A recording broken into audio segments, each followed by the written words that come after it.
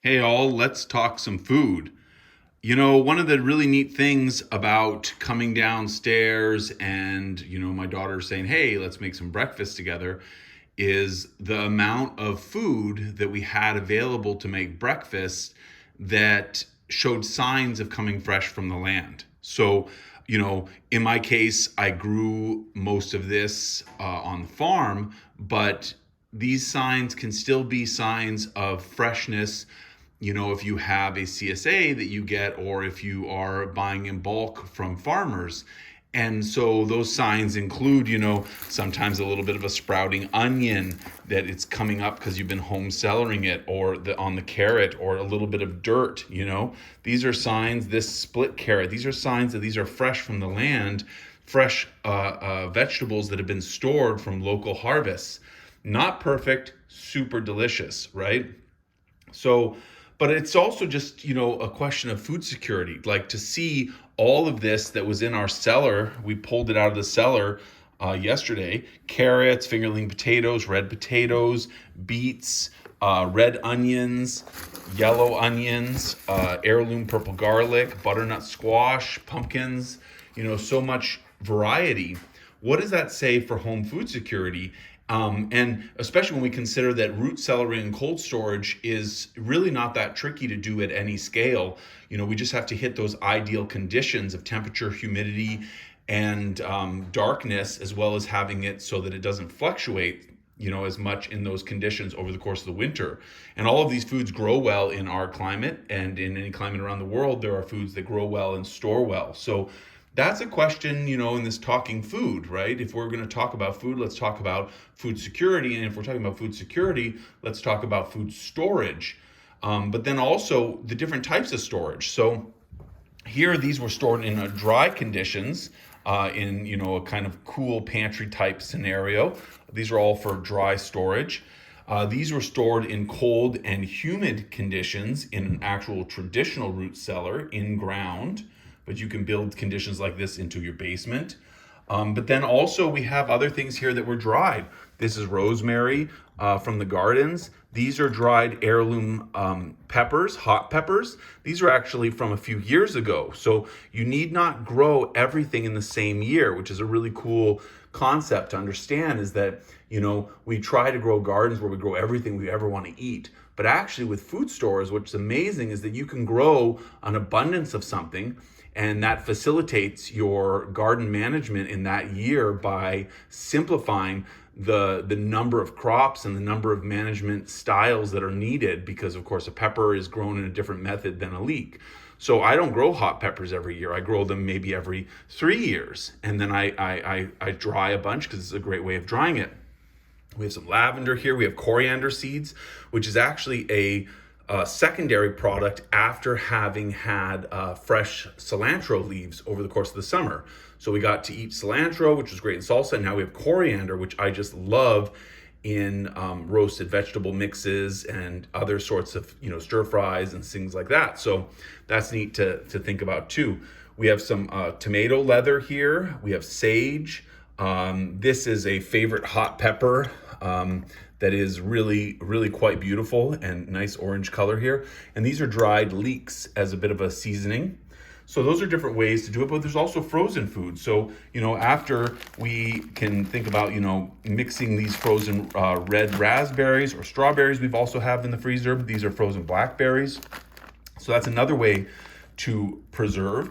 In this case, these are dried mixed fruits: apples, pears, plums, and they're dried, but we actually keep them in the freezer just to keep them even fresher longer, because we actually have so much of this. So that's another strategy. And these are little dried black raspberries. So these are awesome. All of these things are great in porridge in the morning, or great added to desserts with yogurt, things like that. This is great for kids as a school snack. So lots of beautiful, delicious things to add in as part of our food security. And then here we even have a really nice liqueur that is made out of pears and hazelnuts, Asian pears and hazelnuts. So that's something that's really nice to have in the long term. But food security doesn't just mean what you grow. And so I also wanted to show that, this is actually the bottom of a mason jar that had a cold brewed tea in it. And so if you buy things that are not able to be grown locally, consider buying them in bulk, and then consider making your own products, like your own cold brews of tea or coffee, things like that. Same with olive oil. Of course, we need to have olive oil, well, at least I like to have it. So, you can buy it in bulk, but, I don't think there should be shame around owning types of foods in your pantry that aren't grown locally, and that's not what this is about at all. It's about understanding the potential of your yard, and even to do it even when you have a busy schedule, and then also consider bringing food back. So, I had to do some work in Italy, woe is me. I got to bring some of this delicious truffle oil back. So that's a nice thing to, support in local communities, and see and understand the history of food culture places. So when we're talking about food, this is what food culture looks like in my mind. We have a bunch of vegetables chopped up, all grown on the property, seasoned with rosemary from the property. We're roasting enough to have for dinner tonight. We've got, something enjoyable to drink in the morning right now, something for the evening. We've got some fresh fruits for lunches and for snacks.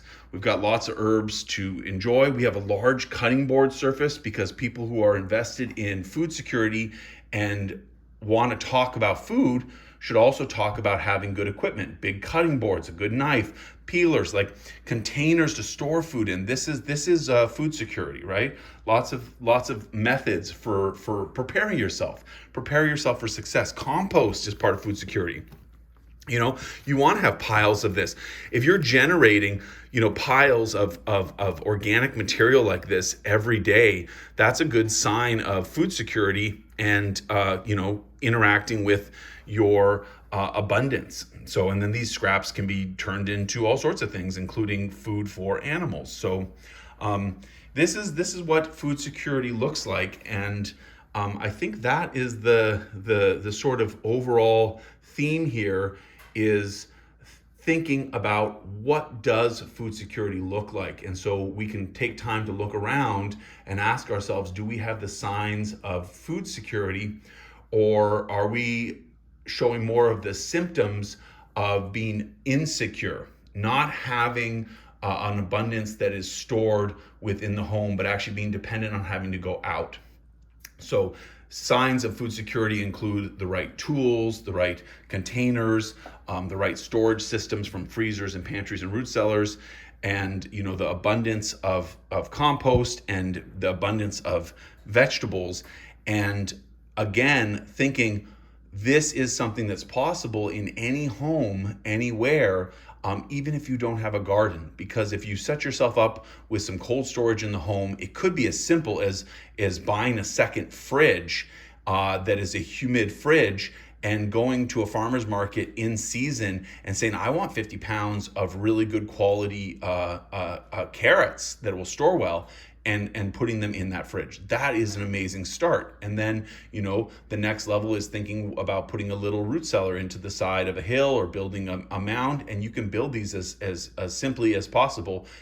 So you can, send us a message if you're interested in simple designs, or look it up online. There's all sorts of really great designs for simple root cellars.